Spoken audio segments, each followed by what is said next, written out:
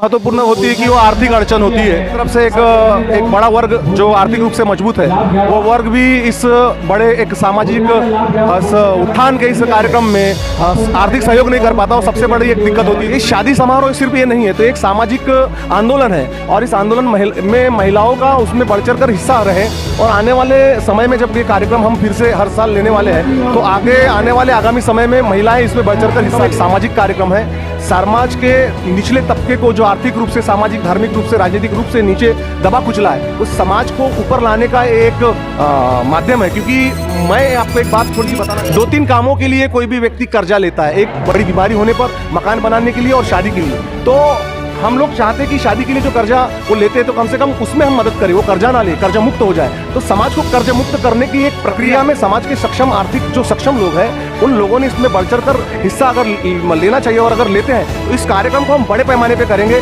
बड़े पैमाने पर करने की कोशिश करेंगे अगर समाज इसमें बढ़ चढ़ कर हिस्सा लेता है तो।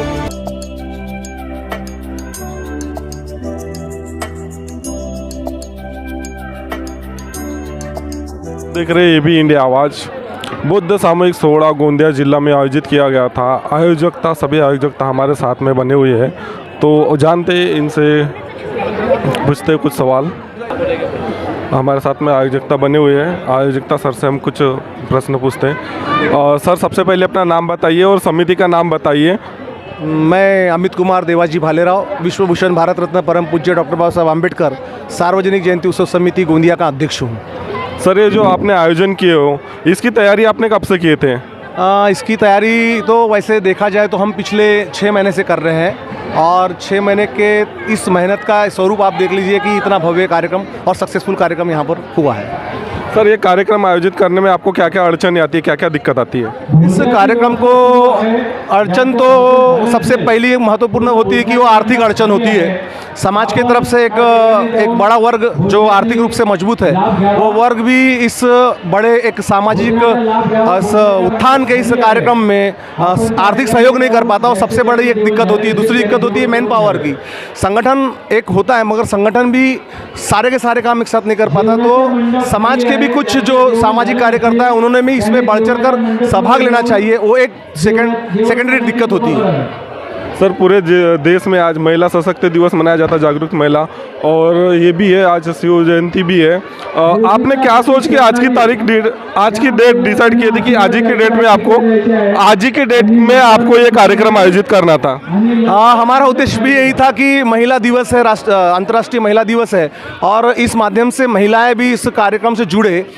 ये शादी समारोह सिर्फ ये नहीं है, तो एक सामाजिक आंदोलन है और इस आंदोलन में महिलाओं का उसमें बढ़ चढ़ कर हिस्सा रहे और आने वाले समय में जब ये कार्यक्रम हम फिर से हर साल लेने वाले हैं तो आगे आने वाले आगामी समय में महिलाएं इसमें बढ़ चढ़ कर हिस्सा लें, इसीलिए हमने ये दिन चुना।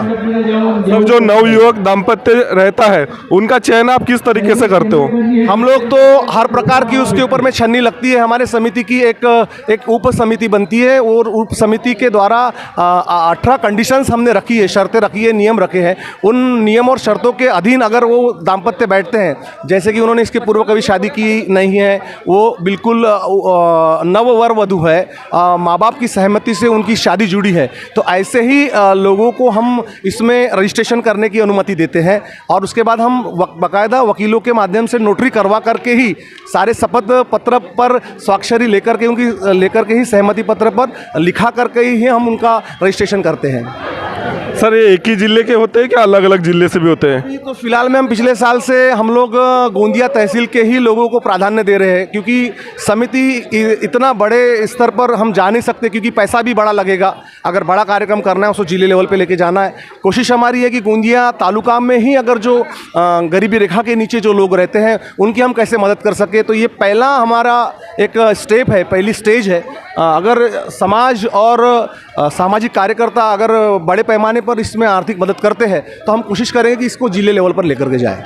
सर, आपकी समिति में कितने लोग हैं, उनका डिस्ट्रीब्यूशन क्या होता है? देखिए, हमारी जो रजिस्टर्ड समिति है ये जयंती उत्सव समिति, इसमें टोटल 17 लोग सभासद है, पदाधिकारी है और उसके अलावा भी कम से कम 50 लोग ऐसे हैं जो इसमें बढ़ चढ़ कर हिस्सा लेते हैं और इसमें आर्थिक मदद भी करते हैं। खास करके मैं आपको बताता हूँ कि ये जो उप उपक्रम हम कर रहे हैं बौद्ध सामूहिक विवाह का, इसमें घनश्याम जी पांतव ने ये बहुत बड़े पैमाने पर आर्थिक मदद कर रहे हैं और बहुत बड़े पैमाने पर हमको सभी प्रकार की मदद इसमें कर रहे हैं। तो उनका भी हम आपके माध्यम से, इस इंटरव्यू के माध्यम से उनका हम धन्यवाद करते हैं।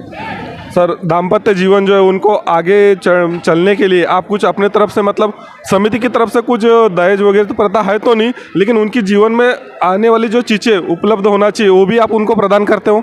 हम लोगों ने ये कोशिश करी है कि जो गरीब लोग हैं उनके जीवनावश्यक जो वस्तुएं हैं, चाहे वो बर्तन हो, चाहे पलंग बेड हो, फ्रिज हो, रंगीन टीवी हो, जो भौतिक सुख साधन आम आदमी को लगता है जिसकी आवश्यकता पड़ती है, जिसके लिए उसे कर्जा ना लेना पड़े, उसे कहीं बाहर जाकर के मांगना ना पड़े, तो ऐसी सारी वस्तुएं हम उनको इस सामूहिक विवाह के माध्यम से उस जोड़े को, उन वर वधुओं को हम देते हैं। सर, नव वधु को जीवन के शुभेच्छा कैसे देना चाहेंगे आप? मैं तो चाहूँगा कि वो आज उनका इस बहुत खुशनुमा माहौल में एक शादी हुई है और तथागत भगवान गौतम बुद्ध के विचारधारा का वो अवलंबन करे। आज के बाद वो तथागत बुद्ध और बाबा साहब अम्बेडकर जी के विचारधारा पर चले और अपना जीवन यापन अच्छे मार्ग पर चल के करे और उनका जीवन सक्सेस हो, अच्छा हो, समाज के लिए वो अच्छे काम करे, परिवार के लिए अच्छा काम करे। यही यहाँ से मैं उनको शुभकामनाएं देना चाहता हूँ।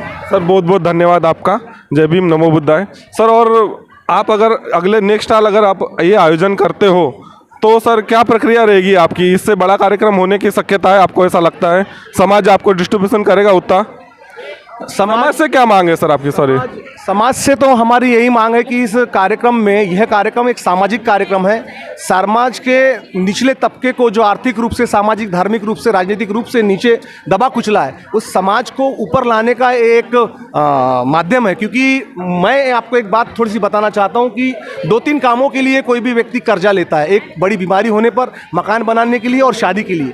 तो हम लोग चाहते हैं कि शादी के लिए जो कर्जा वो लेते हैं तो कम से कम उसमें हम मदद करें, वो कर्जा ना ले, कर्जा मुक्त हो जाए। तो समाज को कर्ज मुक्त करने की एक प्रक्रिया है। इस प्रक्रिया में समाज के सक्षम, आर्थिक जो सक्षम लोग हैं, उन लोगों ने इसमें बढ़ चढ़ कर हिस्सा अगर लेना चाहिए और अगर लेते हैं तो इस कार्यक्रम को हम बड़े पैमाने पे करेंगे, बड़े पैमाने पे करने की कोशिश करेंगे अगर समाज इसमें बढ़ चढ़ कर हिस्सा लेता है तो। और मैं आपके माध्यम से समाज को आह्वान करना चाहता हूँ, उनको अपील करना चाहता हूँ, उनसे निवेदन करना चाहता हूँ कि वो इस समिति से जुड़े, इस समिति को वो आर्थिक और अन्य योगदान करने की कृपा करे, ऐसा मैं उनसे निवेदन करता हूँ। धन्यवाद। जी सर, बहुत बहुत धन्यवाद सर आपका। आपने भी हमारे इंटरव्यू लिए हमारे विचार आपने रिकॉर्ड किए, मैं भी आपको बहुत बहुत धन्यवाद देता हूँ। आपका यूट्यूब चैनल और आगे बढ़े, सारे लोग उसको सब्सक्राइब करें, सुने और लाइक करें, यही मैं सभी वाचकों से, देखने वालों से निवेदन करता हूँ। यूट्यूबर्स आप बहुत अच्छे हैं, आप समाज के लिए अच्छा काम करते हैं, आपको भी मैं बहुत बहुत शुभकामनाएं देता हूँ। धन्यवाद। जय भीम।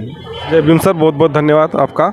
ये तो थे उत्सव समिति, बौद्ध विहार उत्सव समिति के सब सुमित जी भाले रहो। आप देख सकते हो साथियों, शादी बहुत बड़े पैमाने में हुई है, 20 जोड़े यहाँ पे आयोजित हुए हैं और इनका सभी का आयोजन जो समिति बताया उन्होंने किया हुआ है। तो आपको अगर मेरी वीडियो अच्छी लगती है, मेरा काम अच्छा लगता है तो प्लीज़ लाइक करें, मेरे चैनल में कमेंट करें और सब्सक्राइब करना ना भूलें साथियों। तब तक के लिए मिलते हैं नेक्स्ट वीडियो में साथियों। जय भीम, नमो बुद्धाय।